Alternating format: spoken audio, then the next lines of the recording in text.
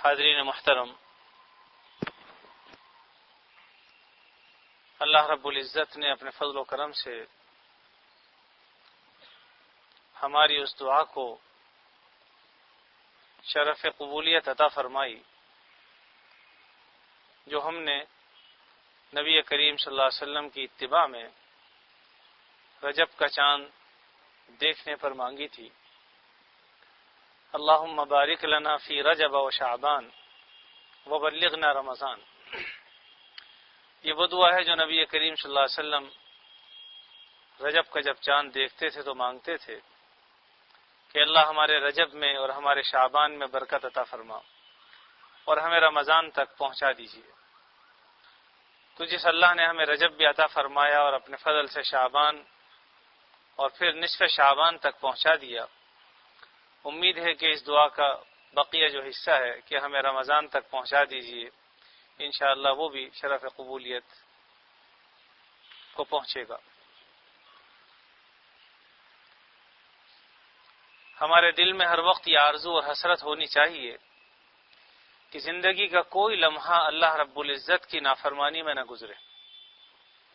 ایسا کریم رب جو ہمیں دودھ کی دھاریں پلاتا ہے، رزق عطا فرماتا ہے، نعمتیں ہم پر برسا رہا ہے، رات دن باوجود اس کے کہ ہم نافرمانیوں میں اپنے دن اور اپنے وقت کو گزارتے ہیں، اس کے باوجود اس کی طرف سے دینے میں کوئی کمی نہیں۔ تو ایسے مالک کو اور ایسے کریم مالک کو ناراض کر دینا انتہائی نالائقی کی بات ہے۔ اور پھر خاص طور پر اس فضیلت کی رات میں کوئی لمحہ ایسا گزارنا جس سے وہ ناراض ہو، جو اس کی نافرمانی پر مشتمل ہو، مبنی ہو، یہ انتہائی نالائقی کی بات ہے۔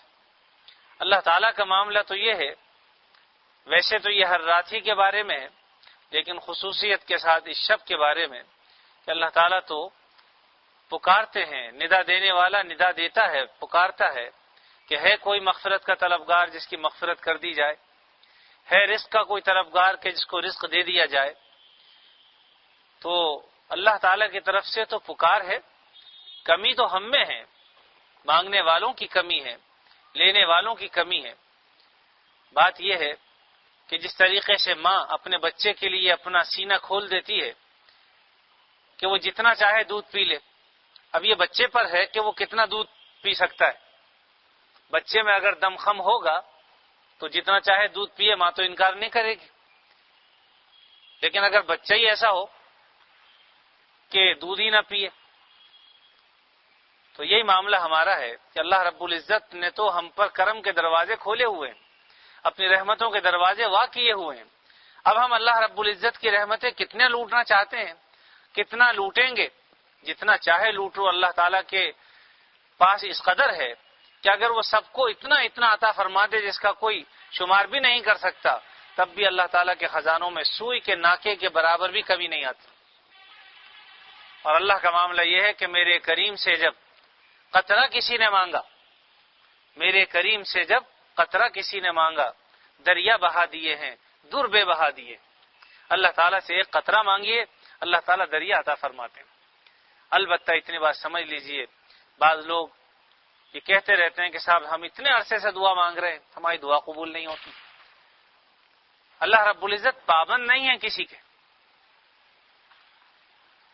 اور کوئی دباؤ کے تحت اللہ سے منوا بھی نہیں سکتا کوئی بات۔ وہ کریم ہے، ہمارا کام بھکاری کا کام تو صدا لگانا ہوتا ہے، وہ صدا لگاتا رہتا ہے اور اس کو دینے والے دیتے بھی ہیں، لیکن ہر آدمی نہیں دیتا۔ اسی طریقے سے ہمارا کام اللہ کو پکارنا ہے، اپنی حاجتیں اس کے سامنے رکھنی ہیں، اور اس سے اپنی ضرورتیں اس کو معلوم ہے، لیکن وہ یہ چاہتا ہے کہ یہ بندہ بھی تو محتاج بنے، میرے سامنے آئے، روئے، گڑ گڑائے، عاجزی کا اظہار کرے اور یہ کہے کہ ہاں آپ ہی ہمارے رب ہیں، تو اللہ رب العزت بھی دیتے ہیں۔ لیکن یہ کہ وہ کب دینا چاہتے ہیں یا اس کی حکمت اور مصلحت میں کیا ہے، بعض اوقات دے دینے سے آدمی نافرمانیوں کی طرف چلا جاتا ہے۔ تو اللہ رب العزت ہر ایک کو اس کی حکمت اور مصلحت کے تحت دیتے ہیں، البتہ وہ مصلحت اور حکمت ہے وہ جانتے ہیں۔ تو آج کی جو عظیم رات اللہ نے ہمیں اپنے فضل و کرم سے عطا فرمائی ہے، میرا عزیز بھائیو، اس کا ایک لمحہ بھی ضائع نہیں کرنا چاہیے۔ قیمتی رات ہے، کوئی خاص عبادت اس رات میں متعین نہیں ہے، خاص نہیں ہے کہ صاحب یہ عبادت کرو۔ ہمارے یہاں میرے پاس اکثر ٹیلی فون بھی آتے ہیں، ویسے بھی لوگ پوچھتے رہتے ہیں کہ وہ خاص عبادت بتا دیجئے اس رات میں، اس رات کی کوئی خاص دعا بتا دیجئے۔ دیکھو بھائی، بات یہ ہے کہ عبادت کی جتنی چیزیں ہیں، جتنی اقسام ہیں یا جتنے اعمال ہیں جن کو عبادت شمار کیا ہے شریعت نے، ان میں سے کوئی بھی کام کر لیجئے جو عبادت پر مشتمل ہو، اللہ رب العزت سب قبول فرما لے۔ اب چاہے وہ تلاوت قرآن مجید ہو، چاہے وہ ذکر و اذکار ہو، چاہے وہ نوافل ہوں، چاہے وہ دعا کا مانگنا ہو، یہ سب عبادات پر مشتمل چیزیں ہیں۔ آپ کا جو جی چاہے کیجئے، شریعت نے کوئی پابندی نہیں لگائی، انتہائی آسانی ہے آپ کے لیے اور ہمارے لیے کیا ہم جو چاہیں اپنے رب کی عبادت کریں۔ اس لیے کوئی خاص وہ نہیں ہے کہ کوئی خاص دعا مانگے، البتہ دعا کا ہمیں اہتمام کرنا چاہیے۔ سب سے پہلے تو ہم آج کی رات رو رو کر اور گڑ گڑا کر اللہ سے اپنے لیے عافیت مانگیں کہ اللہ ہمیں عافیت عطا فرما دے۔ آپ صلی اللہ علیہ وسلم فرمائے کہ اللہ تعالیٰ سب سے زیادہ خوش ہوتے ہیں اپنے بندوں کی عافیت کی دعا مانگنے سے، کہ جب بندہ اللہ سے عافیت مانگتا ہے، اللہ مجھے عافیت عطا فرما دیجئے، اور عافیت ایسی چیز ہے کہ اس میں دنیا کی تمام چیزیں آ جاتی ہیں، صحت بھی آ جاتی ہے، سلامتی بھی آ جاتی ہے، رزق کی فراوانی بھی آ جاتی ہے، حادثوں سے بچاؤ بھی آ جاتا ہے، خوشیوں والی زندگی بھی آ جاتی ہے، سب کچھ تو ہے۔ عافیت کا مطلب یہ ہے کہ اللہ بیماری سے نجات، خوشحالی کی زندگی اور لوگوں کے آگے ہاتھ پھیلانے سے مجھے بچانا، اور اسی طریقے سے رزق کی فراوانی، مغفرت کاملہ، یہ سب چیزیں اس میں عافیت میں آ جاتی ہیں۔ اچانک آ جانے والے حادثات، نقصانات، ان سب سے اللہ میں عافیت عطا فرماتے۔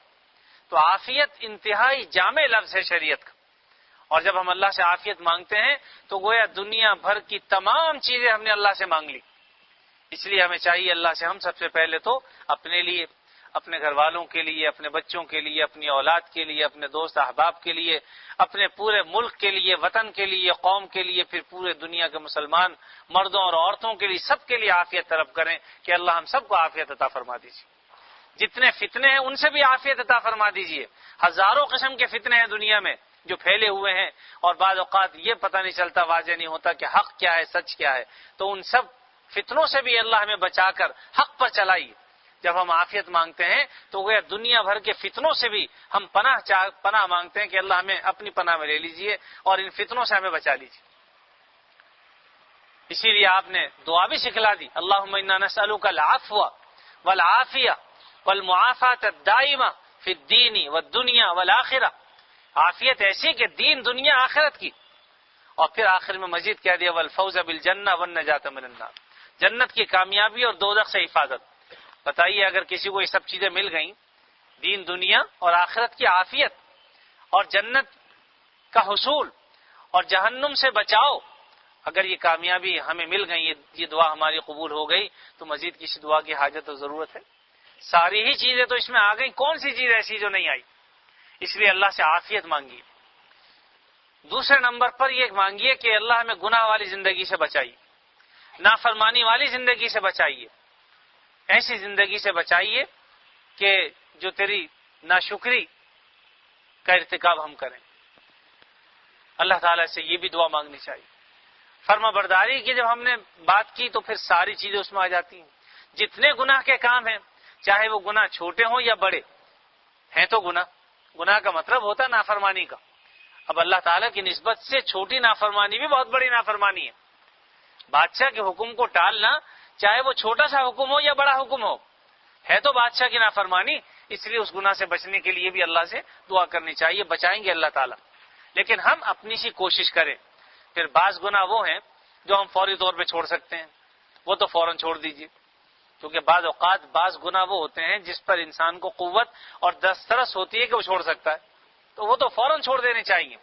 لیکن بعض گناہ ایسے ہوتے ہیں جو فوری طور پر چھوڑنا چاہتے تو ہیں، لیکن اپنے ماحول سے، اپنے معاشرت سے، اپنے قرب و جوار کے ماحول سے اس میں ہم ایسے پھنسے ہوئے ہوتے ہیں کہ ان گناہوں کو فوری طور پر چھوڑنا، اس کی ہمت ہمیں نہیں ہوتی۔ جب نہیں ہوتی تو چھوڑنے تو وہ بھی ہیں، اب اس کے لیے کیا تدبیر کریں؟ اللہ تعالیٰ سے مانگیں، یا اللہ میں یہ گناہ چھوڑنا چاہتا ہوں، لیکن ہمت مجھ میں نہیں، استطاعت مجھ میں نہیں. آپ ہمت بھی عطا فرمائیں گے، قوت بھی آپ ہی عطا فرمائیں گے. اے اللہ میں گناہ کرنا نہیں چاہتا، تیری نافرمانی نہیں کرنا چاہتا، لیکن آپ ہمت عطا فرما دیجیے. تو میرے عزیز بھائیو، کم از کم یہ تو ہم کہیں. اللہ تعالیٰ اگر کل قیامت کے دن ہم سے پوچھ لیں کہ تم نے گناہ فلاں کیوں گناہ چھوڑے نہیں تھے، تو بتائیے کیا ہم یہ کہہ کر چھوٹ جائیں گے کہ میری برادری والے مجھے مجبور کرتے تھے، میرے بھائی بند مجھے مجبور کرتے تھے، میری بیوی مجھے مجبور کرتی تھی، میرے عزیز و اقارب مجھے مجبور کرتے تھے، وہ مجھے سیدھے راستے پر آنے نہیں دیتے تھے، کیا یہ کہہ کر ہم چھوٹ جائیں گے؟ بھائی سوچئے تو صحیح. اگر اللہ تعالیٰ یہ کہہ دیں جواب میں، اگر ہم بالفرض یہ کہہ دیں، تو اللہ تعالیٰ اگر یہ پوچھے کہ ٹھیک ہے ساری دنیا تمہاری مخالف تھی، کیا تم نے ہم سے مدد مانگی؟ کیا تم نے ہم سے مدد کی درخواست کی؟ کیا تم نے ہم سے کہا کہ اس گناہ کو اللہ چھڑا دیجئے؟ تو کم از کم اتنا تو کر لیں کہ جو گناہ ہم سے نہیں چھوٹ رہے کسی بھی وجہ سے، ہم اللہ تعالیٰ کی درخواست تو پیش کر دیں کہ یا اللہ اپنے فضل سے چھڑا دیجئے، ہمت عطا فرما دیجئے. میرے عزیز بھائیو، یہ زندگی عارضی ہے، چند دن کی زندگی ہے. ذرا پیچھے نظر ڈال کر دیکھیے، جو کل جوان تھے آج بوڑھے ہو چکے ہیں، جو بچے تھے وہ جوان ہو چکے ہیں، اور کتنے جوان بھی قبروں میں جا چکے. موت کے لیے بڑھاپا ضروری نہیں ہے. اسی لیے میں نے آیت جو تلاوت کی ہے اس میں اصل میں اسی طرح متوجہ کیا کہ یہ اللہ نے جو ہمیں زندگی دی ہوئی ہے، جو وقت دیا ہوا ہے، یہ بہت ہی قیمتی وقت ہے. ایک ایک لمحہ قیمتی ہے. ہم اس کو کاش کے اس قیمتی وقت کی قدر کر لیں. یاد رکھیے راتیں تو آتی جاتی رہتی ہیں، اللہ نے اپنے فضل و کرم سے عطا فرما دی. ہمیں نہیں پتا کہ آئندہ ہماری زندگی میں یہ رات آئے گی کہ نہیں آئے گی. ہم رمضان تک بھی پہنچ سکیں گے نہیں پہنچ سکیں گے، اللہ جانتے ہیں. ہمیں نہیں پتا کس کے ساتھ کیا ہونے والا ہے، کچھ پتا نہیں، لمحے کا بھی پتا نہیں ہوتا. ابھی کل ہی ایک صاحب مجھے ملے، ہمارے دوست بھائی عبداللہ صاحب، ان کے بھتیجے کا ایک حادثے میں انتقال ہو گیا پرسوں، ٹرالر سے جو حادثہ ہوا. تو ابھی 8 مہینے ہوئے شادی کو. گویا کہ زندگی پڑی تھی ابھی، اور کسی کے اس ذہن میں، کسی گوشے میں بھی یہ نہیں تھا کہ آج میں گھر سے نکل رہا ہوں تو واپس نہیں آ سکوں گا، لیکن چلے گئے دنیا سے.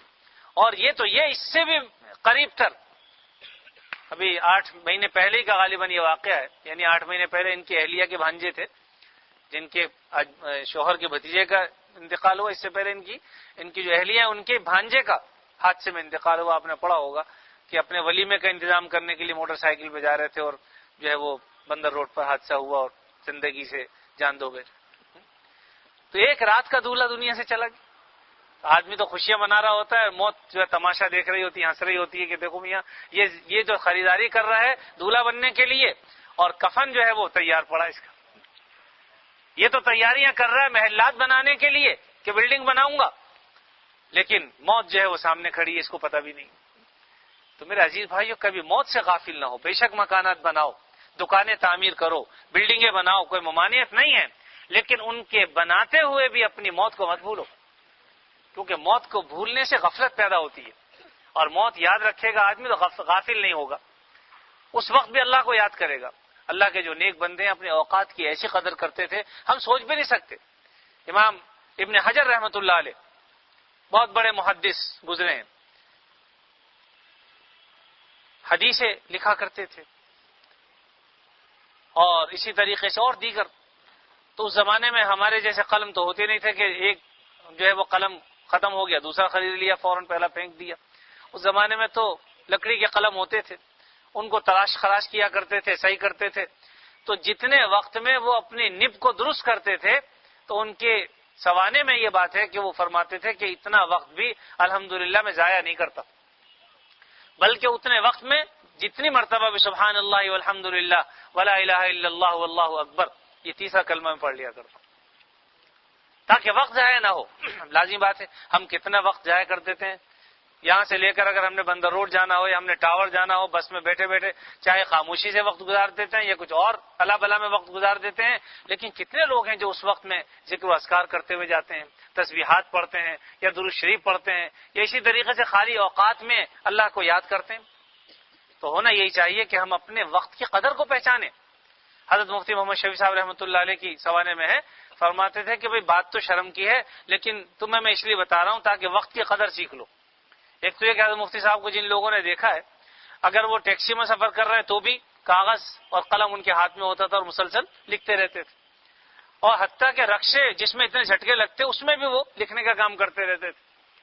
اور فرمایا کہ بھی بعض اوقات یہ ہوتا ہے کہ لیٹرین آدمی ہر شخص ایسا ہے جو بیت الخلا جاتا ہے اور وہاں جا کر اب ذکر بھی نہیں کر سکتا، تو فرمایا کہ بھئی اس دوران جتنی دیر میں وہاں بیٹھتا ہوں تو میں سوچتا ہوں کہ بیکار تو مجھ سے رہا نہیں جاتا، تو اتنی دیر میں لوٹائی دھو لیتا ہوں، اس نیت سے کہ بعد میں آنے والے کو تکلیف نہ ہو اور کم از کم صاف ستھرا لوٹائی اس کو مل جائے۔ تو کرنے والوں کے لیے دیکھیے عمل کی کمی نہیں ہے کہیں بھی، اتنا وقت جو ہم وہاں لگا رہے ہیں وہ بھی کارآمد، اپنے وقت کو کارآمد بنا رہے ہیں۔ تو بہرحال یہ وقت بڑا قیمتی ہے۔ حدیث شریف میں آتا ہے کہ دو چیزیں ایسی ہیں جس کی طرف لوگ توجہ نہیں کرتے، نعمتانی مغبون فیہما کثیر من الناس، کہ دو نعمتیں ایسے ہیں جن کی طرف لوگ جن سے غافل ہیں لوگ، الصحت والفراغ، ایک صحت کی نعمت اور دوسری فراغت۔ آپ اندازہ لگا لیجئے، دیکھ لیجئے کہ صحت ہوتی ہے تو آدمی کو بیماری کی فکر ہی نہیں ہوتی کہ میاں ابھی تو جوان ہیں، تندرست ہیں، تگڑے ہیں، ابھی بیماری ہمیں کیا کہتی، تو اس جوانی کو ایسی گزار دیتے ہیں، غفلت کے ساتھ جوانی گزار دی۔ اور دوسری فراغت، کہ انسان کے پاس کوئی کام نہیں ہے، فراغت ہے، اطمینان ہے، تو اس اطمینان کے وقت کو ہم ایسے کھیل کود میں گزار دیتے ہیں اور اس وقت کو کام میں نہیں لاتے۔ حالانکہ خدا نہ کرے اگر صحت ختم ہو گئی، بیماری آ گئی، تو پھر آدمی کچھ کرنے کے لائق نہیں رہتا۔ بعض اوقات خدا نہ کرے آدمی بستر پر پڑ جاتا ہے، کوئی حادثہ ہی ہو گیا، ٹانگی ٹوٹ گئی، اب پڑا ہوا بستر پہ، نماز بھی کھڑے ہو کے نہیں پڑھ سکتا۔ بہت ساری چیزیں، اللہ تعالیٰ کا شکر کرنا چاہیے، اس نے ہمیں صحت دی۔ اور اسی طریقے سے فراغت ہے، اب فراغت ہے تو اس کو کام میں لائیں ہم، لیکن ہمارا معاملہ یہ ہے کہ خدا نہ کرے جب مشغول ہو گئے، اب بچوں میں مشغول ہو گئے، فلاں میں مشغول ہو گئے، اب فیکٹری میں مشغول ہو گئے، اب صاف وقت ہی نہیں ہے ہمارے پاس۔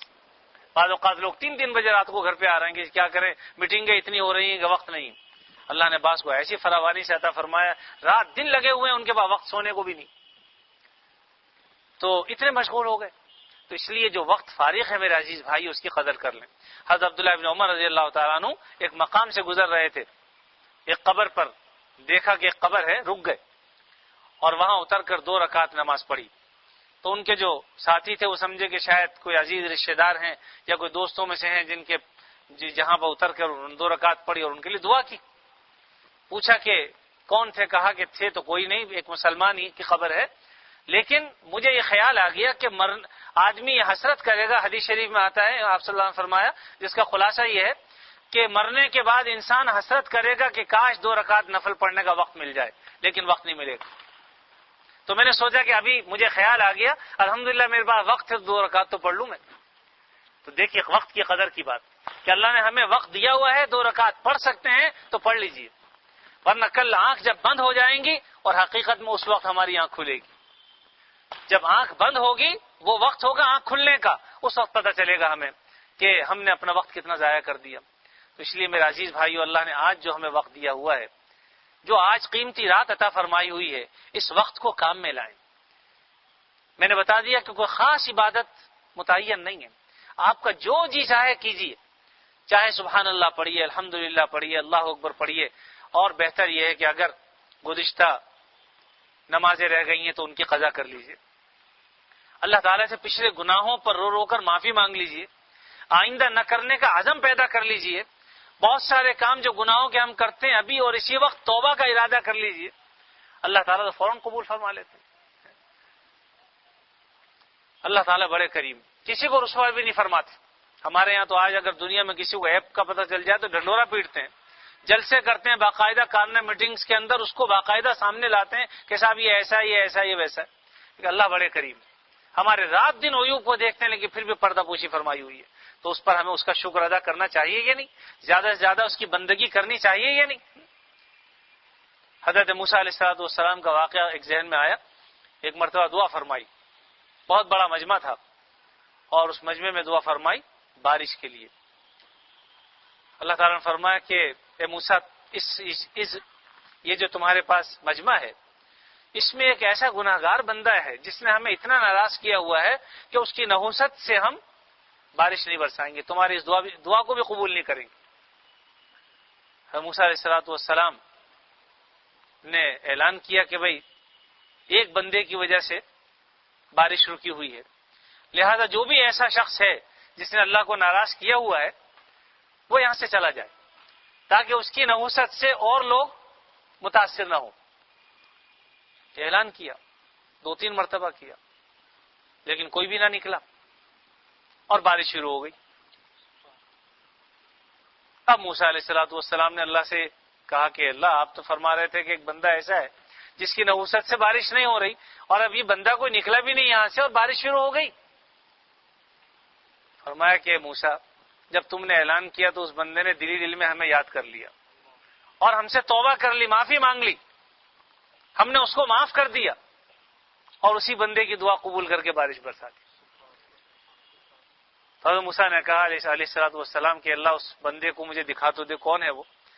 فرمایا کہ موسیٰ جب ہم نے گناہ کے وقت اس کو رسوا نہیں کیا اور لوگوں کے سامنے شرمسار نہیں کیا، اب جب کہ وہ توبہ کر چکا ہے تو ہم اس کو مزید ہم شرمسار نہیں کریں گے۔ تو اللہ رب العزت تو ایسے ہیں کہ ہمارے گناہوں کو بھی چھپاتے ہیں، ہمیں بھی چھپاتے ہیں۔ ہمارے کتنے گناہ ہیں، ہم غور تو کریں، صبح سے لے کر شام تک کتنی نافرمانیاں کرتے ہیں، کتنی نالائقیاں ہم سے سرزد ہوتی ہیں۔ ہم ہی خود ایسے ہیں کہ راتوں کو چھپ چھپ کے گناہ کیے اور صبح آگے دوستوں بیان کرتے ہیں آج میں نے یہ کیا، آج میں نے وہ کیا۔ ہم اپنے رازوں کو خود فاش کرتے ہیں، لیکن اللہ رب العزت رازوں کو فاش نہیں فرماتے۔ اس کے کتنا کرم۔ تو ایسے مالک کو ناراض کرنا، رب کا شکر ادا کر بھائی جس نے ایسی گائے بنائی، اس مالک کو کیوں نہ پکاریں جس نے پلائی دودھ کی دھاریں۔ تو اللہ رب العزت کو پکاریے مغفرت کے لیے اور اس سے دعا بھی کیجیے۔ بلکہ میں تو یہ سمجھتا ہوں کہ نماز اور اسی طریقے سے قرآن پاک کی تلاوت، ذکر و اذکار سے فارغ ہو کر اصل عبادت کا جو مغز ہے وہ ہے دعا۔ دعا میں مشغول ہوئیے اور خوب گڑ گڑا کے اللہ سے مانگیے، اللہ تعالی ہماری دعاؤں کو قبول فرماتے ہیں۔ اس یقین کے ساتھ دعا کیجیے، کوئی دعا ایسی نہیں جو قبولیت کا شرف حاصل نہ کرے۔ یاد رکھیے بہت ہی نالائقی کی بات ہے کہ جو یہ کہتے ہیں کہ اللہ تعالیٰ دعا قبول نہیں کرتے۔ دیکھیے حدیث شریف میں اس کی وضاحت ہے کہ بعض دعاؤں کو اللہ فوراً قبول کر لیتے ہیں، بعض کو کچھ وقت کے لیے اٹھا رکھتے ہیں، بعد میں قبول فرماتے ہیں، اور بعض کو آخرت کے لیے رکھتے ہیں۔ اور حدیث شریف میں یہ بھی ہے کہ جب اللہ تعالیٰ اس دعا کی قبولیت کی بنا پر آخرت میں جب انعامات سے نوازیں گے تو بندے اس وقت یہ خواہش کریں گے کاش دنیا میں کوئی دعا قبول نہ ہوتی، اللہ تعالیٰ آج کے لیے اٹھا رکھتے، کیونکہ اصل ضرورت تو اس وقت ہے۔ یہاں کی ضرورتیں تو پوری ہوتی رہیں گی، ہوتی رہتی ہیں، نہ بھی ہوئی تو کام چل جاتا ہے اور بالآخر یہاں کی زندگی ختم ہونے والی ہے۔ لیکن ابد الآباد کی زندگی کے لیے جہاں کبھی بھی زندگی موت نہیں آئے گی، ہمیشہ ہمیشہ رہیں گے، تو اصل تو وہاں کی حاجتیں ہیں۔ اس لیے وہاں جو بندہ یہ چاہے گا کاش کہ اللہ تعالیٰ دنیا میں وہ دعا میری قبول نہ کرتا اور آج کے لیے اس کو اٹھا رکھتا، یہ صرف اس لیے کہ وہ انعامات اتنے عظیم الشان ہوں گے کہ آدمی کا پھر دل للچائے گا کاش کہ یہ دعا آج قبول ہوتی۔ تو اس لیے یہ مت سوچیے کہ دعا قبول نہیں ہوتی، دعا تو یقیناً قبول ہوگی، اور یقین کیجئے جو وقت ہم نے لگایا یہ عبادت میں خرچ ہوا، تو یہ مت سوچیے کہ ہمارا وقت ضائع ہو گیا صاحب، بلکہ آپ گھنٹے 2 گھنٹے جتنا وقت بھی اللہ کو پکارنے کی عادت بنا لیں، ہم سب کو چاہیے کہ بنائیں، انشاءاللہ اتنی ہی کارآمد۔ اور یاد رکھیے کہ یہ عادت صرف یہی نہیں کہ مسجد میں بیٹھ کر، گھر میں بیٹھے ہوئے، لیٹے ہوئے ہیں، حتیٰ کہ گاڑی میں سفر کر رہے ہیں۔ اب دیکھیے کوئی امتحان دینے کے لیے جاتا ہے، دلی میں دعا کرتا ہوا جاتا ہے کہ نہیں، یا اللہ پرچہ آسان ہو، آسانی کے ساتھ جو ہے پرچہ حل کر لوں، یا انٹرویو دینے کے لیے جا رہا تو وہاں موٹر سائیکل پہ گزارا تو کہ ہاتھ اٹھاتا ہوا جائے گا۔ دل میں دعا کا تعلق دل سے ہے، اس لیے ہاتھ اٹھانا تو آداب میں سے ہے، اگر کسی نے اٹھا لیے تو ادب میں سے ہے یہ، لیکن اگر کوئی نہ اٹھائے ویسے ہی دعا مانگ لے تب بھی دعا تو دعا ہے۔ اللہ رب العزت ہمیں سمجھ عطا فرما دیں دین کی، بس اگر دین کی سمجھ آ گئی تو سب کچھ حاصل ہو گیا۔ من یرید اللہ بہ خیرا یفقہہ فی الدین، اللہ تعالیٰ آپ صلی اللہ علیہ وسلم فرماتے ہیں کہ جس کو اللہ نے دین کی سمجھ عطا فرما دی، جس کے ساتھ خیر کا معاملہ فرماتے ہیں اس کو دین کی سمجھ عطا فرما دیتے ہیں۔ تو دین کی سمجھ حاصل ہو جانا یہ بھی بڑی بات ہے۔ بہت سارے اعتراضات تو محض اس لیے ختم ہو جاتے ہیں کہ الحمدللہ دین کی سمجھ، لیکن دین کی سمجھ نہ ہونے کی بنا پر پھر اعتراضات ذہن میں بہت سے آتے رہتے ہیں۔ تو اس لیے اپنی اس رات کو دعا مانگ کر گزاری اللہ تعالیٰ سے، رو رو کر عاجزی کے ساتھ گڑ گڑا کر اپنی حاجتیں مانگی۔ ہمارے ملک کو بڑی ضرورت ہے، پوری قوم کو اور وطن کو ضرورت ہے، ہمارے یہاں جو حالات ہیں، اور سچی بات یہ ہے کہ اللہ تعالیٰ نے بڑا ہی کرم اور فضل فرما رکھا ہے، ورنہ ہمارے ہاں جو جھوٹ کی بہتات ہے دکانوں پہ چلے جائیے، مسجدوں میں آ جائیے، کہیں بھی اچھی مجلس میں چلے جائیں، بری مجلس میں چلے جائیں، تو یہ ایسا لگتا ہے کہ جھوٹ کا بازار گرم ہے، بس رات دن صبح و شام ہم سب مبتلا ہیں اس میں.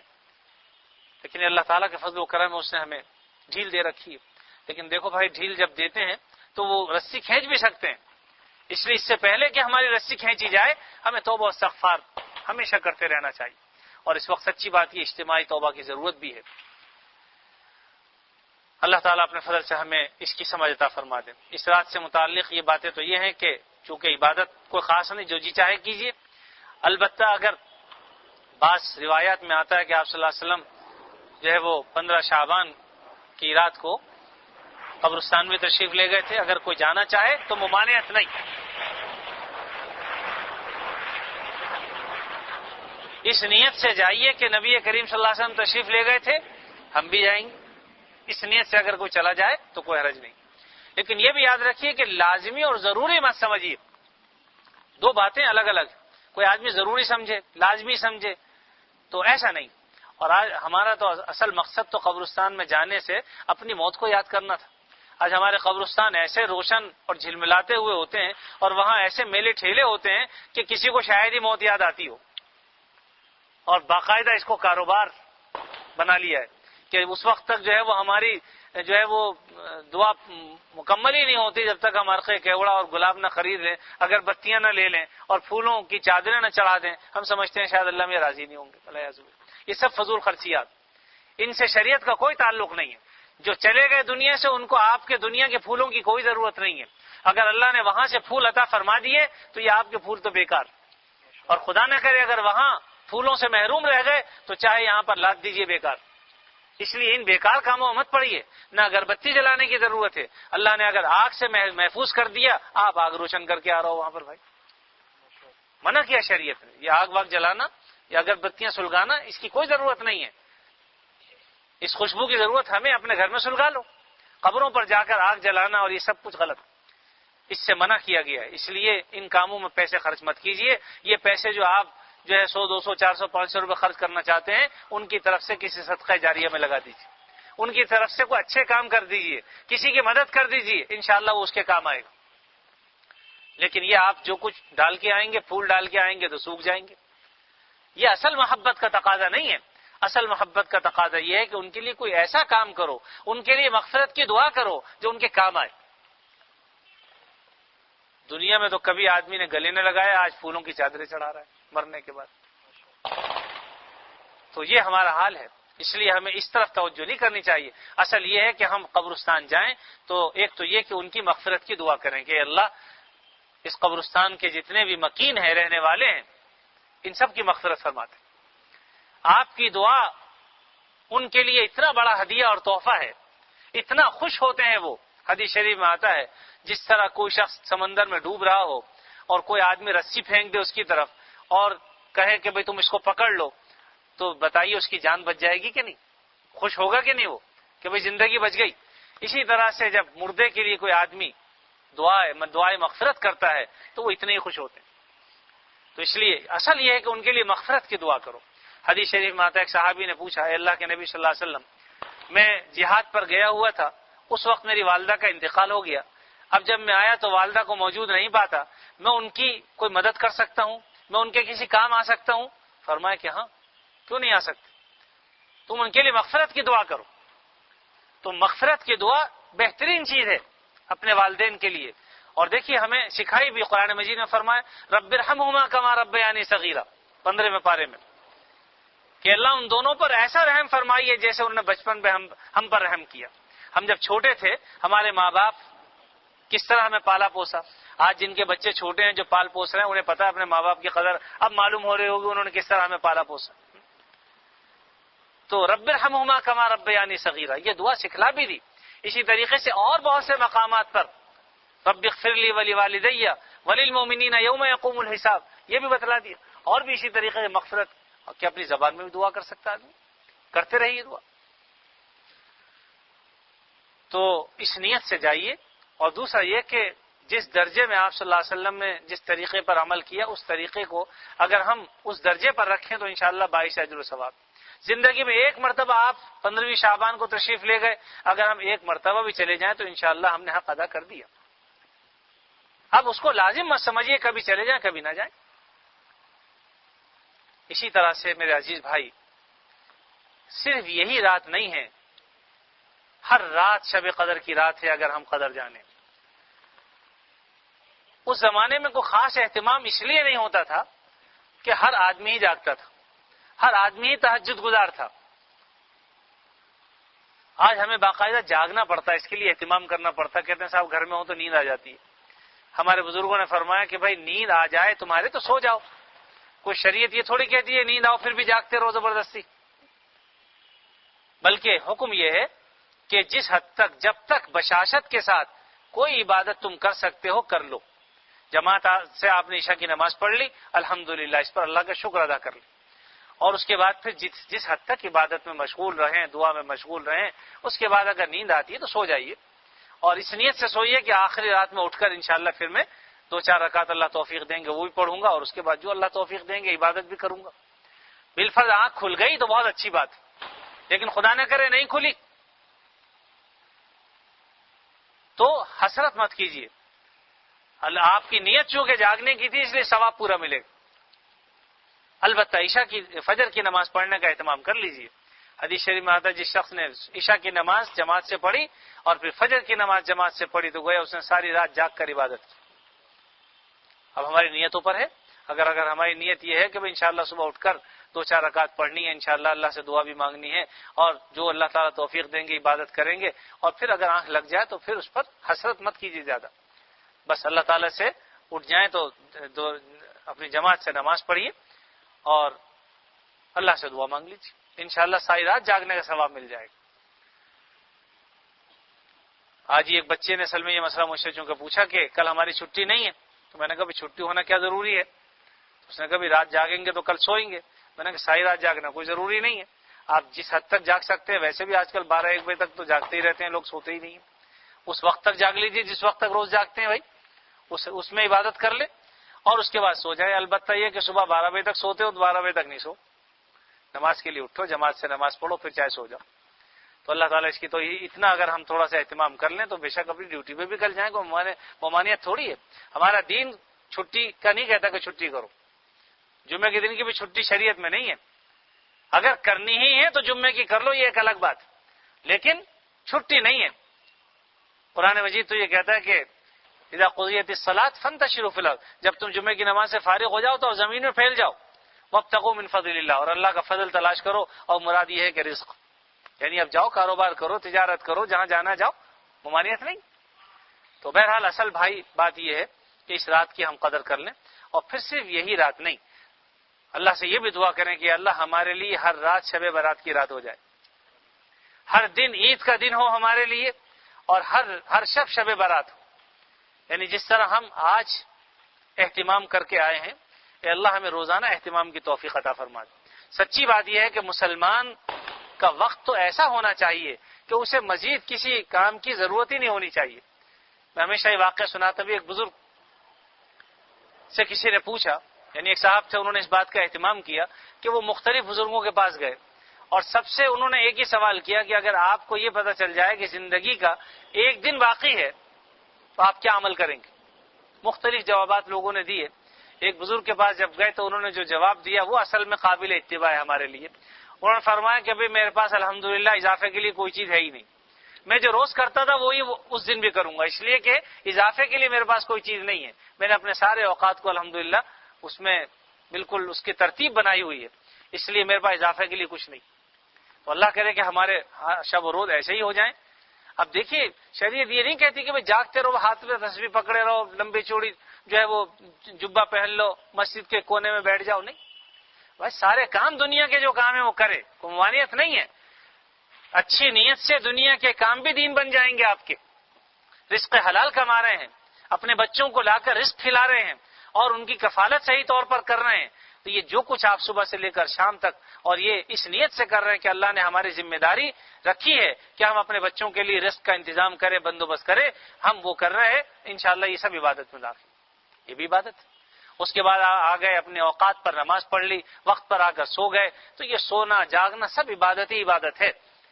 یہ مقصد نہیں میرا کہ ہر وقت آدمی جاگتا رہے اور عبادت کرتا رہے، یہ سونا جاگنا بھی عبادت ہے۔ حتیٰ کہ آدمی اگر سنت طریقے پر لیٹرین جاتا ہے، دعا پڑھ کر داخل ہوتا ہے، الٹے پیر پیرے رکھتا ہے، اندر بیٹھنا وہ وقت بھی عبادت ہی ہے، اور کیا ہے۔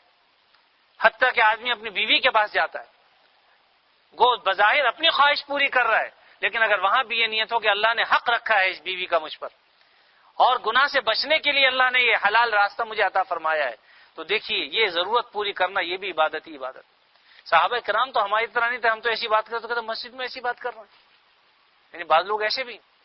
صحابہ کرام نے پوچھا نبی کریم صلی اللہ علیہ وسلم سے کہ اللہ کے نبی صلی اللہ علیہ وسلم ضرورت ہم اپنی پوری کرتے ہیں، خواہش اپنی پوری کرتے ہیں، اور اس پر اجر و ثواب، یہ بھی عبادت ہی کیسے؟ آپ نے فرمایا کہ اگر تمہیں یہ راستہ حلال راستہ نہ ملتا تو گناہ میں مبتلا ہوتے کہ نہیں ہوتے؟ کہا کہ ہاں، تو اللہ نے جو ہے تمہیں گناہ سے بچا لیا، تو یہ بھی جو ہے وہ اللہ کی نعمت بھی ہے، احسان بھی ہے، اور اللہ تعالیٰ کی طرف سے عبادت بھی۔ تو ساری بات یہ ہے کہ تمام وہ چیزیں جو دنیا کی ہیں بظاہر، اگر ہم اپنی نیتیں درست کر لیں وہ سب دین بن جاتی۔ البتہ پوچھ کر چلنا چاہیے، کیونکہ ڈاکٹر کے پاس آدمی جائے گا تو صحیح دوا ملے گی، کسی صحیح عالم کے پاس آئے گا تو انشاءاللہ صحیح دین ملے گا۔ باقی اب ہر آدمی کو دیکھ کر آدمی سمجھنے لگے کہ یہ عالم ہے، تو پھر وہ صرف الف سے عالم ہوتا ہے اور وہ آن لائن والا ہوتا ہے۔ عالم اور عالم میں بڑا فرق ہے۔ دیکھیے عالم اگر الف سے ہو تو اس کا مطلب ہوتا ہے درد اور تکلیف پہنچانے والا، درد و علم ہوتا ہے کہ نہیں، علم، اسی سے عالم بھی ہے۔ اس لیے میں نے کہا کہ وہ عالم الف سے ہے اور آن لائن والا ہے، اس لیے کہ وہاں پر الٹے سیدھے مسئلے بیان کیے جاتے ہیں۔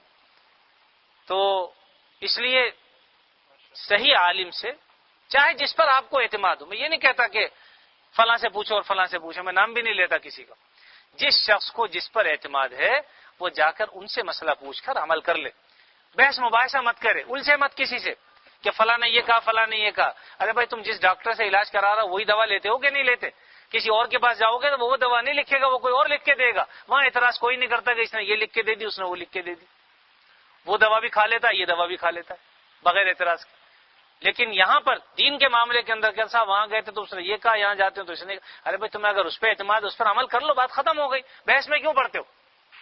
لیکن یہ کہ صحیح طریقے سے پہلے اس بات کا ادراک کر لو کہ جہاں میں جا رہا ہوں وہ صحیح جگہ ہے یا نہیں۔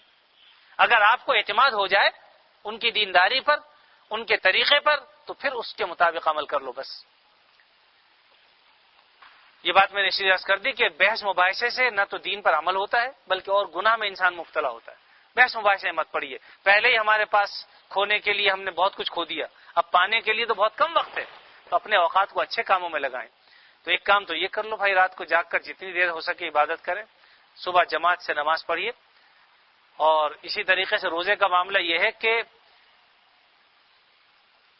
بعض بزرگان دین نے کل کے روزے کا بھی کہا ہے، لکھا ہے، لیکن جہاں تک حدیث کا تعلق ہے تو پورے ذخیرہ احادیث میں ایک روایت ایسی ہے جس میں یہ حکم ہے کہ روزہ رکھو، لیکن اس روایت کی جو سند ہے وہ زیادہ قوی نہیں ہے۔ اس لیے بعض محتاط جو بزرگان دین ہیں، علماء ہیں، انہوں نے یہ کہا کہ سنت سمجھ کے نہ رکھے، اگر ویسے رکھنا چاہے کہ بھئی شعبان کے مہینے میں چونکہ آپ صلی اللہ علیہ وسلم رکھا ہی کرتے تھے کثرت کے ساتھ تو رکھیں، اور یکم شعبان سے لے کر 27 شعبان المعظم تک روزہ رکھنے کا حکم فرمایا آپ نے کہ روزے رکھتے رہو اگر کسی کو اللہ توفیق دے۔ ہاں 27 کے بعد 28 29 کا روزہ نہ رکھے، اس کی ممانعت ہے، لیکن 27 تک چاہے ایک دن چھوڑ کے رکھیں، 4 دن چھوڑ کے رکھیں، 1 دن کا رکھیں، 2 دن کا رکھیں، سب کی اجازت۔ تو اسے اور دوسرا یہ کہ 13 14 15 یہ 3 تاریخیں ایسی ہیں کہ ہر مہینے میں روزہ رکھا جاتا ہے، نفلی ایام 20 کے روزے کہلاتے ہیں۔ تو اگر کوئی آدمی ایام 20 کے روزے سمجھ کے رکھ لے تو بھی انشاءاللہ ثواب ہے، اور آپ صلی اللہ علیہ وسلم کثرت سے شعبان میں روزہ رکھتے تھے تو وہ نیت رکھ کے کر لے تب بھی ثواب۔ البتہ سنت سمجھ کر خاص کے اس روزے کا خاص حکم دیا ہے، اس سے احتیاط اور پرہیز لازم۔ یہ باریک فرق ہوتا ہے جو سمجھ میں نہیں آتا اگرچہ، لیکن اگر آ جائے تو دین کی سمجھ آ جاتی، تو اس لیے اس بات کو اہتمام سے سمجھ لیجئے۔ روزہ رکھنا چاہیں تو اس نیت سے رکھ لیں کہ شعبان کے مہینے میں آپ صلی اللہ علیہ وسلم رکھا کرتے تھے، کثرت سے رکھتے تھے، میں بھی آپ کی اتباع میں آج کا روزہ رکھتا ہوں، تو انشاءاللہ 22 اجر و ثواب۔ باقی آپ سن ہی رہے ہیں پٹاخے وٹاخے، اپنی اولاد کو، بچوں کو اس سے روکیے. یہ سب فضول خرچیاں ہیں اور اس سے نقصانات بھی ہیں، آپ سب جانتے ہیں. اس کا مزید تفصیل سے تذکرہ کرنا غیر ضروری ہے، اس لیے یہ نہ دین کا اس سے کوئی تعلق ہے، بلکہ یوں کہہ لیجئے کہ جس آگ سے اللہ تعالیٰ آج ہمیں بچانا چاہتے ہیں، ہم اپنے ہاتھوں میں وہ آگ لیے پھر رہے ہیں. دیکھو بھائی، جو برے اعمال ہیں وہ بھی تو آگ ہی ہیں، وہ بھی آگ ہیں. برے اعمال، کسی کا مال حرام طریقے سے کھائے تو وہ حرام مال کیا آگ ہے. یہی حرام مال آگ بنے گا قیامت کے دن، انگارہ بنے گا. سود ہے، یہ بھی حرام مال، یہ بھی انگارے بنیں گے. یتیم کا مال کھا جانا، قرآن مجید نے واضح کہا انما یاکلون فی بطونہم نارا. جو یتیموں کا مال کھا رہے ہیں وہ اپنے پیٹ میں آگ کھا رہے ہیں، آگ. حالانکہ آگ تو نہیں کھاتا تو روٹی ہے، پھل کھا رہا ہے اس حرام مال سے. لیکن اللہ یہ فرما رہے ہیں کہ یاکلون فی بطونہم نارا، وہ اپنے پیٹ میں آگ کھا رہے ہیں. تو یہ آگ جو بظاہر ہمیں نظر نہیں آتی، لیکن دیکھیے دیا سلائی دکھانے کی دیر ہے، آگ نظر بھی آنے لگتی ہے. اسی طریقے سے جب ان حرام چیزوں کا جو اصل میں آگ ہے، قیامت کے دن آخرت کا جب پانی لگے گا، اس وقت ہمیں یہ آگ بھی نظر آ جائے گی. ابھی چونکہ دنیا کے اندر اللہ نے پردہ پوشیاں فرمائی ہوئی ہیں، لیکن وہاں پر خدا نہ کرے، اللہ نہ کرے کہ کسی کے ساتھ معاملہ اگر ایسا ہو گیا تو پھر پتہ چل جائے گا کہ حرام مال کا کیا انجام. تو اس سے بچنے کی کوشش کرنی چاہیے، ان پٹاخوں سے، فضولیات سے کوشش کرنی چاہیے، نہ صرف شب برات میں بلکہ ویسے بھی اپنے مال کو ضائع ہونے سے بچائیے. اللہ تعالیٰ نے آپ کو مال دیا، اچھی جگہوں پر، اچھی مقامات پر خرچ کیجیے. اور ایک بزرگ نے بڑی اچھی بات کہی کہ میں مخرج دیکھ کر مدخل کا پتہ چلا لیتا ہوں. یعنی کوئی آدمی جب اپنا مال خرچ کر رہا ہوتا ہے تو اس سے مجھے اندازہ ہو جاتا ہے کہ حلال ہے یا حرام. اگر وہ حرام مال میں خرچ کر رہا ہے تو سمجھ لیتا ہوں حرام سے ہی آیا ہے اس کے پاس. اگر حلال کا ہوتا تو حرام جگہ پہ خرچ نہ کرتا. تو اس لیے فرمایا کہ مخرج دیکھ کر مدخل کا پتہ چلا لیتا ہوں کہ آیا کہاں سے ہی. تو اس لیے میرا عزیز بھائی، حرام مال سے بچیے، اللہ ہم سب کو بچائے. بعض بیچارے مجبوراً پھنسے ہوئے ہیں اور وہ چاہتے بھی نکلنا، تو ان کے لیے بھی خاص طور پہ دعا کرنی چاہیے. وہ بھی اپنے لیے دعا کریں کہ اللہ ہمیں حرام مال سے بچا لیجیے. بعض خواتین کا فون آتا ہے، ان میں آج ایک خاتون کا فون ہے، اس نے خاص طور پر دیکھی، یعنی درد دل کی بات ہے، میرے آنکھوں سے آنسو نکلے کہ یہ بھی ایک مسلمان عورت ہے جسے اس بات کی فکر ہے کہ اس کا شوہر جو ہے وہ حرام مال کھا رہا ہے اور اسے کھلا رہا ہے، اور اسے معلوم ہے اس بات کا، اور وہ اپنے شوہر سے کہتی رہتی ہے کہ یہ تم جو حرام کھا رہے ہو اس سے خدا کے لیے خود بھی بچو، ہمیں بھی بچاؤ. لیکن وہ شوہر ہے تو نیک آدمی لیکن پھنسا ہوا ہے بیچارہ. تو انہوں نے بھی خاص طور پہ دعا کے لیے مجھے کہا تھا کہ لوگ ہوں تو ان سے بھی دعا کے لیے درخواست کریں. تو ان کے لیے بھی دعا کیجیے کہ اللہ تعالیٰ انہیں بھی حرام سے بچائے، اور ہمیں بھی، چاہے وہ ہمیں حرام نظر آتا ہو یا نہ نظر آتا ہو، شعوری طور پر حرام کھا رہے ہوں یا غیر شعوری طور پر، اللہ تعالیٰ ہر قسم کی ہم اقسام جو حرام کے ہیں ان سے بچنے کی ہمیں توفیق عطا فرمائے. اور اللہ تعالیٰ ہمیں ہمیشہ جتنی زندگی ہماری باقی ہے اپنی فرما برداری میں اس کو زندگی گزارنے کی توفیق عطا فرمائے. اور ہمیں ہر رات اللہ تعالیٰ ایسی راتیں عطا فرمائیں کہ جس میں ہم اللہ کی اطاعت عبادت کر سکیں، اس کو راضی کر سکیں، ناراض ہونے سے بچا. اللہ تعالیٰ سے بس دعا فرمائیے، جو بات کہی جا چکی ہیں اللہ تعالیٰ اس کو جو ہے اس پر عمل کی توفیق عطا فرما دے، اور جو باتیں کہنے سے رہ گئیں اللہ تعالیٰ اپنے فضل و کرم سے جانتے تو ہیں، ان باتوں کو ہمارے دلوں میں ڈال دیں اور وہ باتیں بھی جو ہے وہ صحیح طور پر ان پر بھی ہم عمل کرنے والے بن جائیں.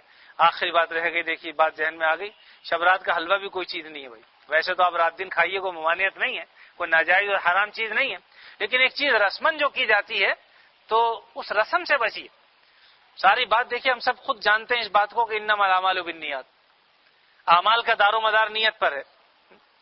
تو ہم نیت جو رکھیں گے اس کے مطابق جو عمل کر رہے ہیں نیتوں پر دار و مدار ہے اس کا. اب نیت یہ ہے کہ بھئی شب رات کا حلوہ ضروری ہے، باقاعدہ اہتمام سے بناتے ہیں، پورے سال اس کو سجا کر رکھتے ہیں لوگوں کے سامنے، تو اس حلوہ کھانا کوئی ناجائز اور گناہ کی چیز نہیں ہے. لیکن اس کے باوجود صرف رسمن بنانا، بعض لوگوں کا یہ عقیدہ ہے کہ آپ صلی اللہ علیہ وسلم کے دانت ٹوٹے تھے اس لیے جو ہے وہ آپ نے حلوہ کھایا تھا ایسے موقع پر، لہذا بھائی پہلے دانت تو توڑوا لو. اگر کوئی حلوہ کھانا چاہے تو بے شک شوق سے کھائے، لیکن آپ نے دانت توڑوا کے پھر حلوہ کھایا. ہم دانت اپنے بچا کر حلوہ کھا رہے ہیں. مطلب یہ ہے کہ پہلے ان سنتوں پر عمل تو کرو بھائی. ویسے تو آپ روزانہ اور ہم کھاتے ہیں، کوئی ناجائز اور حرام چیز نہیں ہے اللہ تعالیٰ، لیکن یہ کہ رسومات سے بچنے کی کوشش کریں. تو صرف یہی نہیں ہے، محرم کا کھچڑا ہے، شربت ہے، اور اس قسم کی جو جتنی بھی چیزیں ہیں تو ان سے بچنا چاہیے. ویسے آدمی اگر بغیر کسی اس کے عام طور پر کر رہا ہے تو کرتا رہے، کوئی حرج نہیں ہے، ممانعت نہیں ہے، لیکن نیت کے ساتھ اگر ہو ایسا تو وہ مناسب نہیں۔ اللہ تعالی ہم سب کو اعمال خالص کرنے کی توفیق عطا فرمائے، اپنی رضا والی زندگی عطا فرمائے۔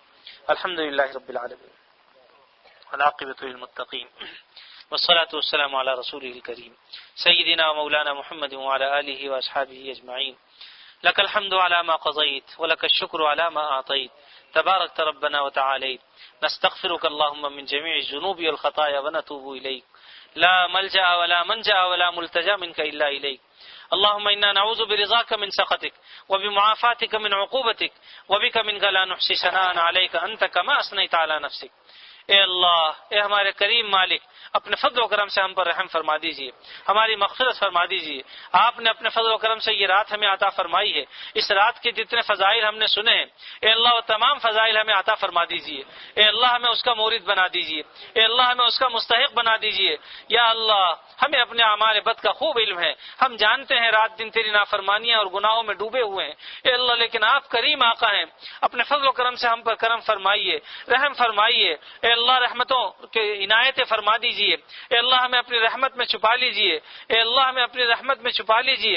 اے اللہ ہمیں کسی کا محتاج نہ بنا، کسی کے آگے ذلیل نہ فرما، کسی کے آگے رسوا نہ فرما۔ اے اللہ آپ نے جب یہ رات اپنے فضل و کرم سے عطا فرما دی ہے اے اللہ اس میں خوب جاگ کر عبادت کرنے کی توفیق عطا فرما دیجئے۔ اے اللہ اخلاص کامل عطا فرمائیے۔ اے اللہ اپنے فضل و کرم سے ہمارے بیماروں کو شفا عطا فرما دیجئے، قرض داروں کے قرضوں کو ادا فرما دیجئے، پریشان حالوں کی پریشانیوں کو دور فرما دیجئے۔ ہم سے جس نے جن جن دعاؤں کے لیے کہا ہے اے اللہ ہم سے بہتر طور پر آپ جانتے ہیں، سب کی دلی حاجتوں کو اور ضرورتوں سے آپ واقف ہیں، سب کی جائز حاجتیں پوری فرما دیجئے، جائز ضرورتیں پوری فرما دیجئے۔ اے اللہ ہم میں سے کسی کو کسی کا محتاج نہ بنا، کسی کے آگے ذلیل نہ فرما، کسی کے آگے رسوا نہ فرما۔ اے اللہ دنیا کی رسوائیوں سے بھی بچائیے، آخرت کی رسوائیوں سے بھی بچائیے۔ اے اللہ اپنے فضل خاص سے جب تک زندہ رہیں عافیت کی زندگی عطا فرما۔ اے اللہ عافیت ہم آپ سے طلب کرتے ہیں، ہمیں عافیت دارین نصیب فرما دیجئے۔ اللهم انا نسألك العفو والعافية والمعافاة الدائمة في الدين والدنيا والآخرة والفوز بالجنة والنجاة من النار۔ اللهم انا نسألك الجنة ونعيمها وما قرب إليها من قول وعمل ونعوذ بك من النار یا اللہ وما قرب الیہا من قول وعمل۔ اے اللہ اپنے فضل خاص سے اے اللہ ہمیں دوزخ سے بچائیے، دوزخ کی آگ سے بچا دیجئے، جنت الفردوس عطا فرمائیے۔ اے اللہ جنت الفردوس عطا فرما دیجئے۔ یا اللہ جب تک زندہ رہیں آپ صلی اللہ علیہ وسلم کی اطاعت کی توفیق عطا فرمائیے۔ یا اللہ ہمارے نامہ اعمال داہنے ہاتھ میں دیجئے، سامنے سے دیجئے۔ اے اللہ ہمارے نامہ اعمال بائیں ہاتھ سے نہ دیجئے اور پیٹھ کے پیچھے سے نہ عطا فرمائیے اے اللہ، بلکہ دائیں جانب سے داہنی ہاتھ میں سامنے سے عطا فرمائیے۔ اے اللہ اپنے فضل و کرم سے ہم پر رحم فرما دیجئے، ہمیں اپنی رحمت میں چھپا لیجئے۔ اے اللہ ہمیں اعمال صالحہ کی توفیق عطا فرمائیے۔ یا حی یا قیوم برحمتک استغیث، یا حی یا قیوم برحمتک نستغیث، یا حی یا قیوم برحمتك نستغيث اصلح لنا شأننا كله ولا تكلنا إلى أنفسنا طرفة عين، ولا تكلنا إلى أنفسنا طرفة عين، ولا تكلنا إلى أنفسنا طرفة عين۔ اللهم إنا نعوذ برضاك من سخطك وبمعافاتك من عقوبتك وبك منك لا نحصي ثناء عليك أنت كما أثنيت على نفسك برحمتك يا أرحم الراحمين۔ اے اللہ یہ رات جو اصل میں حقیقت میں بعض بزرگوں کے بقول استقبال رمضان ہے، اللہ تعالیٰ یہ چاہتے ہیں کہ رمضان آنے سے پہلے ہم تمہیں پاک صاف کر دیں اور اس میں ہم تمام گناہ تمہارے دھو ڈالیں۔ اے اللہ ہمیں توفیق عطا فرمائیے کہ ہم ایسے اعمال کریں کہ جس سے ہمارے تمام گناہ ختم ہو جائیں اور اے اللہ ہم پاک صاف ہو کر رمضان المبارک میں داخل ہوں۔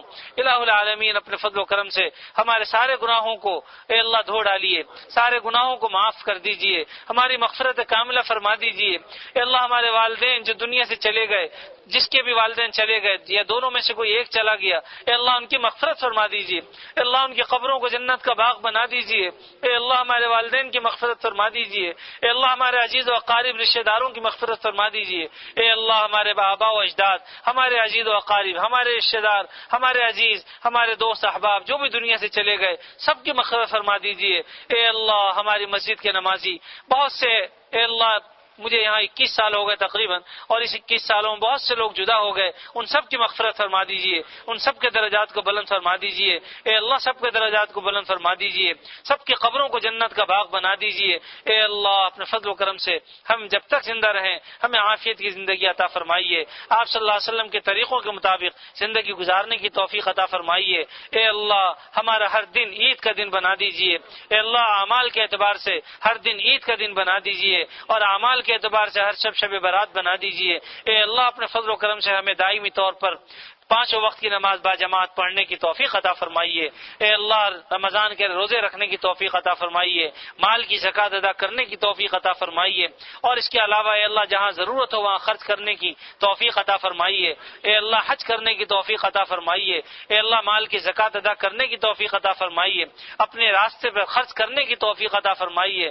اے اللہ ہمیں سخیوں میں شمار فرمائیے، متقیوں میں شمار فرما لیجیے، صالح لوگوں میں ہمارا شمار فرما لیجیے، یا اللہ ہمیں گناہوں سے بچا کر اے اللہ نیک زندگی اچھی زندگی عطا فرمائیے، اے اللہ ہمارے یہاں جتنے بھائی عزیز آئے ہوئے ہیں، دوست آئے ہوئے ہیں، اے اللہ یہاں آنے والوں کو کسی کو محروم نہ فرما، اے اللہ کسی کو محروم نہ فرما، اے اللہ کسی کو محروم نہ فرما، سب کی جھولیوں کو بھر دیجئے، سب کے دامن کو بھر دیجئے، سب کے ہاتھوں کو اے اللہ خالی نہ لوٹائیے، اللہم لا تردنا خائبین، اللہم لا تردنا خائبین، اللہم لا تردنا خائبین ولا عن جنابک محرومین، ولا عن جنابک محرومین، ولا عن جنابک محرومین، اے اللہ ہمیں خائب و خاسر نہ لوٹائیے، ہمیں ناکام نہ لوٹائیے، اے اللہ ہمیں ذلیل و رسوا نہ فرمائیے، اے اللہ ہمیں کامیاب لوگوں میں شمار فرما لیجئے، اے اللہ وہ کامیاب جو آپ کی نظر میں کامیاب ہیں، اے اللہ ہمیں دنیا کے اعتبار سے بھی کامیاب فرما دیجئے، آخرت کے اعتبار سے بھی کامیاب فرما دیجئے، اے اللہ ہمیں رزق حلال عطا فرمائیے، اے اللہ رزق حلال عطا فرمائیے، اے اللہ ہمارے جو بھائی، جو ہمارے مسلمان بھائی مرد و عورت جو بھی اے اللہ اس وقت حرام میں مبتلا ہیں لیکن حرام کو چھوڑنا چاہتے ہیں، اے اللہ ان کے لیے راستے پیدا فرما دیجئے، سبیل پیدا فرما دیجئے، اے اللہ اپنے فضل و کرم سے رزق واسع عطا فرمائیے، حلال طریقے سے عطا فرمائیے، اے اللہ رزق واسع عطا فرمائیے، حلال طریقے سے عطا فرمائیے، یا اللہ اپنے فضل و کرم سے اے اللہ آپ ہم سے راضی ہو جائیے، اے اللہ ہم سے ناراض نہ ہوئیے، اس وقت تک ہمیں موت نہ دیں جب تک آپ ہم سے راضی نہ ہو جائیں، اے اللہ ہمارے بہت سے حقوق اے اللہ جو بندوں کے حقوق ہم پر ہیں اے اللہ موجود ہیں، جب تک ایک ایک کا حق ہم ادا نہ کر دیں اس وقت تک ہمیں موت نہ دیجیے، اے اللہ ہر قسم کے حقوق سے سبکدوش فرما کر ہمیں اپنے پاس بلائیے، اے اللہ اس وقت تک موت نہ دیجیے جب تک ایک بھی حق ہم پر باقی ہو، اے اللہ آخرت میں عذاب سہنے کی طاقت ہم میں نہیں ہے، اے اللہ عذاب سہنے کی طاقت ہم میں نہیں ہے، اے اللہ عذاب سہنے کی طاقت ہم میں نہیں ہے تو ہم پر کرم فرما دے، رحم فرما دے، اے اللہ یہاں کے معاملے یہیں صاف فرما دیجیے اور عافیت کے ساتھ کرا دیجیے، یا اللہ ہمیں کسی عذاب میں مبتلا نہ فرما، اے اللہ دنیا کے عذابوں سے بھی پناہ چاہتے ہیں، آخرت کے عذاب سے بھی پناہ چاہتے ہیں، یا اللہ ہمیں دنیا میں عذاب میں مبتلا فرما نہ آخرت میں عذاب میں مبتلا فرما، یہاں بھی سہولتیں اور عافیت نصیب فرما اور آخرت میں بھی عافیت نصیب فرما، الہ العالمین اپنا فضل فرما دیجیے، کرم فرما دیجیے، اے اللہ ہماری بدعمالیوں کی طرف نہ دیکھیے، اے اللہ ہماری بدعمالیوں کو نہ دیکھیے، اپنی ستاری اور غفاری کی طرف دیکھیے، آپ تو ستار ہیں، اے اللہ گناہوں کو چھپانے والے ہیں، غفار ہیں، مغفرت کرنے والے ہیں، اے اللہ ہماری مغفرت بھی فرما دیجیے، ہمارے گناہوں کو چھپا بھی لیجیے، اے اللہ ہماری پردہ پوشیاں فرمائیے، اے اللہ پردہ دری نہ فرمائیے، اے اللہ ہمارے گھروں میں جو حاجتیں اور ضرورتیں ہیں ہماری ماں اور بہنوں کی سب کی جائز حاجتوں کو پورا فرما دیجیے، اے اللہ جو بچیاں ابھی بن بیاہی ہیں لیکن گھر والے ان کی وجہ سے پریشان ہیں اور جوڑ کے رشتے نہیں آتے، اپنے فضل و کرم سے جوڑ کے رشتے عطا فرما دیجئے، بہت سے لوگوں نے اس سلسلے میں دعاؤں کے لیے کہا ہے، اے اللہ اپنے فضل و کرم سے جوڑ کے رشتے عطا فرما دیجئے، اے اللہ جوڑ کے رشتے عطا فرما دیجئے، خیر اور عافیت والے رشتے عطا فرما دیجئے، اور جو بچیاں اپنے گھروں کی ہو گئیں اے اللہ انہیں سسرال کی خوشیاں عطا فرمائیے، اے اللہ وہاں کی محبتیں انہیں عطا فرمائیے، اے اللہ ان گھروں کو روشن کرنے والی بن جائیں، اے اللہ دین پھیلانے والی بن جائیں، دین پر عمل کرنے والی بن بن جائیں۔ اے اللہ اسی طرح ہمارے بچوں کو ہماری آنکھوں کی ٹھنڈک بنا دیجئے۔ اے اللہ ہمارے اور اپنے حکموں کا فرما بردار بنائیے۔ اے اللہ ہمارے بچوں کو نیک بنائیے، صالح بنا دیجئے۔ اے اللہ اسی طرح ہمارے حکمرانوں کو نیکیاں عطا فرمائیے۔ اے اللہ جو ہماری کوتاہی ہیں انہیں دور فرما دیجئے، حکمرانوں کی جو کوتاہی ہے انہیں بھی دور فرما دیجئے۔ یا اللہ اپنے فضل و کرم سے ہمیں نیک اور صالح حکمران عطا فرمائیے۔ اے اللہ اپنے فضل و کرم سے ہماری شامت اعمال کو ہم سے دور فرما دیجئے۔ اے اللہ ہماری شامت اعمال کو ہم سے دور فرما دیجئے۔ اے اللہ ہماری شامت اعمال کو ہم سے دور فرما دیجئے۔ اے اللہ جو لوگ مظلومانہ طور پر اس دنیا سے چلے گئے، اے اللہ تو اپنے فضل و کرم سے اے اللہ ان کے لیے کافی ہو جا۔ اے اللہ ظالموں سے آپ ہی نمٹ لیجئے، ظالموں کے سے آپ ہی نمٹ لیجئے، آپ کافی ہو جائیے۔ اے اللہ جو مظلومانہ مارے گئے، جو مظلومانہ طور پر اس دنیا سے چلے گئے، اے اللہ تو اپنے فضل و کرم سے اے اللہ ان سب کی مغفرت فرما کر ان کے درجات کو بلند فرما دیجئے۔ اے اللہ وہ ہمارے لیے کفارہ بن جائیں۔ اے اللہ اپنے فضل و کرم سے ان کا خون ہمارے لیے کفارہ بن جائے، ان کی موت ہمارے لیے کفارہ بن جائے۔ اے اللہ تو اپنے فضل و کرم سے ہم پر رحم فرما، کرم فرما، ہمارے گھروں کی حفاظت فرما، ہمارے بازاروں کی حفاظت فرما، ہمارے شہروں کی حفاظت فرما، ہمارے ملک کی حفاظت فرما، اندرونی بیرونی ہر قسم کے خطرات سے اس کی حفاظت فرما۔ اے اللہ ہماری مساجد کی اے اللہ حفاظت فرما، ہمارے مدارس کی حفاظت فرما۔ اے اللہ ہماری مساجد و مدارس جو دین کے قلعے ہیں اپنے فضل و کرم سے یا اللہ اسے باقی رکھ۔ اے اللہ اسے اپنے فضل و کرم سے ان کی حفاظت فرما۔ اے اللہ جو لوگ انہیں تباہ کرنے کے در پہ ہیں، اے اللہ آپ ان سے نمٹ لیجئے، آپ ان کے لیے کافی ہو جائیے۔ اے اللہ ہمارے مدارس اور ہماری مساجد کی حفاظت فرمائیے۔ اے اللہ اپنے فضل و کرم سے ہم سب کو عدل و انصاف کے ساتھ چلنے کی توفیق عطا فرمائیے، اعتدال کا راستہ اختیار کرنے کی توفیق عطا فرمائیے۔ الہ العالمین ہم سب کو آپس میں ایک دوسرے کی محبت عطا فرما دیجئے، مسلمانوں کو باہم شیر و شکر فرما دیجئے، متحد اور متفق فرما دیجئے، انتشار اور افتراق سے اے اللہ بچا لیجئے۔ الہ العالمین ہمارے جو گھروں میں بیمار ہیں انہیں شفا عطا فرما دیجئے، جو ہسپتالوں میں اس وقت بیمار ہیں انہیں شفا عطا فرما دیجئے۔ اے اللہ جن کے آپریشن ہونے والے ہیں انہیں کامیاب فرما دیجئے، جن کے آپریشن ہو چکے انہیں جلد از جلد صحتیابی فرما دیجئے۔ ہمارے بزرگوں میں جو بیمار ہیں اللہ انہیں صحت عطا فرما دیجئے۔ اے اللہ اپنے فضل و کرم سے اے اللہ ہمارے خاص طور پر ہمارے حضرت مولانا شاہ حکیم محمد اختر صاحب کافی عرصے سے بیمار ہیں، ان کے لیے دعا فرمائیے، اللہ تعالیٰ صحت کاملہ عاجلہ عطا فرما دیں، اور ہم میں سے جتنے بیمار ہیں اللہ سب کو شفا کامل عاجل عطا فرمائے۔ جب تک زندہ رہیں آپ صلی اللہ علیہ وسلم کے طریقوں کے مطابق زندگی گزارنے کی توفیق عطا فرما۔ اے اللہ جب وقت آخر آئے خاتمہ ایمان پر فرما، ہم سب کو حرمین شریفین کی زیارت نصیب فرما۔ اے اللہ حرمین شریفین کی زیارت نصیب فرما۔ اے اللہ حرمین شریفین کی زیارت نصیب فرما۔ اے اللہ حرمین شریفین کی عزت، عظمت اور وقار میں اضافے فرما۔ اے اللہ اس کی طرف حرمین شریف کی طرف میلی آنکھ رکھنے والوں کی اے اللہ آنکھوں کو آپ نکال دیجئے۔ اے اللہ آپ ان سے نمٹ لیجئے، ان سے کافی ہو جائیے۔ اے اللہ اپنے ان محترم گھروں کی حفاظت فرمائیے۔ اے اللہ اپنا فضل فرما دیجئے، کرم فرما دیجئے۔ اے اللہ دشمنان اسلام کو ہدایت عطا فرما دیجئے، یہود و نصارہ کفار کو ہدایت عطا فرما دیجئے، اور اگر ہدایت ان کے نصیب میں نہیں ہے تو انہیں تباہ و برباد فرما دیجئے۔ اے اللہ مسلمانوں کو عزتیں عطا فرما۔ اے اللہ ذلتوں سے محفوظ فرما، مسلمانوں کو عزتیں عطا فرما۔ جہاں کہیں بھی مسلمان کفر کے مقابلے میں برسر پیکار ہیں اے اللہ انہیں عزتیں عطا فرما۔ اے اللہ انہیں کامیابی عطا فرما، انہیں فتح و نصرت سے نواز دیجئے۔ الہ العالمین عراق کے مسلمانوں کی مدد فرما، افغانستان کے مسلمانوں کی مدد فرما، ہندوستان کے مسلمانوں کی مدد فرما۔ اے اللہ اسی طرح پاکستان اور دیگر ممالک میں جہاں کہیں مسلمان رہتے بستے ہیں سب کی اللہ حفاظت بھی فرما، اور سب کو عزتیں بھی عطا فرما۔ اور اس کے مقابلے میں اللہ جو دین اسلام کو مٹانا چاہتے ہیں اے اللہ اولاً انہیں ہدایت عطا فرما، اور اگر ہدایت ان کے نصیب میں نہیں ہے تو اے اللہ انہیں تباہ و برباد فرما۔ ہمیں حق اور سچ بات کہنے کی، سننے کی توفیق عطا فرما۔ اے اللہ جب تک زندہ رہیں آپ صلی اللہ علیہ وسلم کے طریقوں کے مطابق زندگی گزارنے کی توفیق عطا فرما، اور جب وقت آخر آئے خاتمہ ایمان پر فرما۔ ربنا تقبل منا انك انت السميع العليم وتب علينا انك انت التواب الرحيم وصلى الله تعالى على خير خلقه محمد وعلى اله واصحابه اجمعين آمين برحمتك يا ارحم الراحمين۔